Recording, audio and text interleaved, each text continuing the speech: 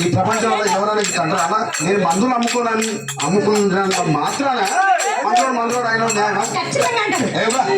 Conductor ఉన్నాడు, conductor మూడా అంటారా, పోలీస్ ఆయన ఉన్నాడు, పోలీస్ మూడా అంటారా, ఎందుకంటారు అలా అట్లా అంటే నాకు కూడా వచ్చాను.